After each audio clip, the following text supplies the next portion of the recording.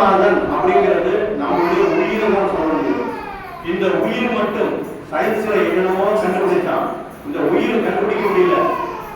இந்த லிவர் எப்படிலாம் எல்லாத்தையும் பிரிச்சு அனுப்புது, அதாவது பாக்ஸ் கண்டுபிடிக்க முடியல. இவன் சாப்பிடுறது சாப்பாடு, அவன் சாப்பிட்ற எந்த பழங்களாகட்டும் மற்றதாகட்டும் லிவர் பிரிச்சு எவ்வளவு அழகா அனுப்பிருப்பாரு, உடம்ப வளர்த்துருப்பாரு. இதுவரைக்கும் சயின்ஸ்னால் கண்டுபிடிக்க முடியல. அப்போ நம்ம உடல்ல இருக்கக்கூடிய தெய்வத்தை நாம் உணராமல் வெளியே தேடி கொண்டே இருக்கிறோம். திருவண்ணாமலையில செய்யுமா, அருணாச்சலேஸ்வரர் செய்வாரா, மாரியம்மா செய்யுமா, காளியம்மா செய்யுமா, இப்படி போயிட்டு இருக்கோம். இந்த கதைகள் எழுதுறதுலாம் யாரு? தெய்வமா வந்து அவங்க சொன்னது கிடையவே கிடையாது. அவனுடைய கற்பனையில வளர்ந்த ஒரு கதாபாத்திரங்களா அவன் எழுதி வச்சுட்டு போனான்.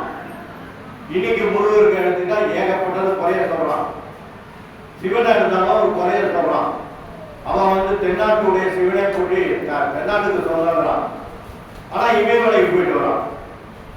இதெல்லாம் வந்து நம்ம நீங்க நல்லா ஆன்மீக பதத்துல நுழைஞ்சீங்கன்னா இதெல்லாம் புரியாத புதிரா இருக்கணும்.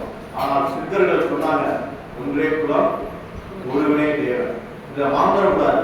நீங்க பல தெய்வங்களை வணங்கும் பொழுது நிச்சயமாக உங்க மனம் அலைபாய்ந்து அந்த நிலையற்ற ஒரு தன்மை ஏற்பட்டு போயிடும். பல தெய்வத்தை வந்து வணங்குறத விட வேண்டுதல் வைப்பது ஒன்றிடம் தான் வைக்க வேண்டும். அது யாரா இருந்தாலும் சரி.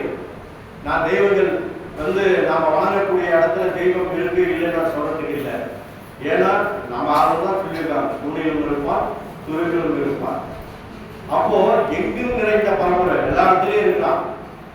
எல்லா இடத்துலயும் நிறைந்த பரம்பரையில நம்ம உள்ளத்துல இருக்கிற தெய்வத்தை நம்ம உணர மறந்துடுறோம். வெளியே தேடி தேடி போயிட்டு இருக்கோம். தேடினா போயிட்டே தான் இருப்பீங்க. இது பெருசா இருக்கு, நாளைக்கு அது பெருசா இருக்கு, நாளைக்கு அது பெருசா இருக்கும். இன்னொரு வந்து சொல்லுவாங்க, அந்த வேப்ப மாட்டை அடியில ஒரு கும்பிட்டு வந்தேன், எனக்கு எல்லாமே ஒரு 10 லட்ச ரூபா கடன் தீர்ந்துருவான். இவன் 10 லட்ச ரூபா கடன் இருக்கும் போனா தீர்ந்துருவான், தீராது. அவனுக்கு அந்த காலகட்டத்தில் தீர்க்கணும்னு ஒரு அம்சம் இருக்கு. அந்த மாதிரிதான் ஒவ்வொருத்தருக்கும் ஒரு அம்சம் இருக்கு. பாவக்கூடிய சாக்கு இருக்கு. நம்மளுக்கு ஏன் சித்திரகுப்தன் எவனும் பார்த்தது இல்லை. ஆனா சித்திரகுப்தன் கேரக்டர் எதுக்கு? நம்மளுடைய பாவக்கூடிய கணக்கை எழுதி வச்சிருவோம். நான் என்ன சொல்றேன்னா, நீங்க என்ன செய்யறீங்களோ அதனுடைய விடை இந்த அலைவரிசையில் இருக்கும். இப்போ சன் டிவினா சன் டிவி பாக்குறீங்களா, ஜே டிவினா ஜே டிவி பாக்குறீங்களா, ராட் டிவினா ராட் டிவி பாக்குறீங்களா? அப்ப அது எப்படி பாக்குறீங்க? சும்மா சாதாரண கரண்ட் டச்சிங்கே இல்லை.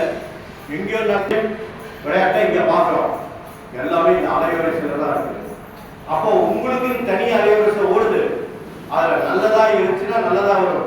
ஏற்கனவே இருந்த அலைவரிசைக்கு தான் நீங்க இன்னைக்கு பிறந்திருக்கீங்க.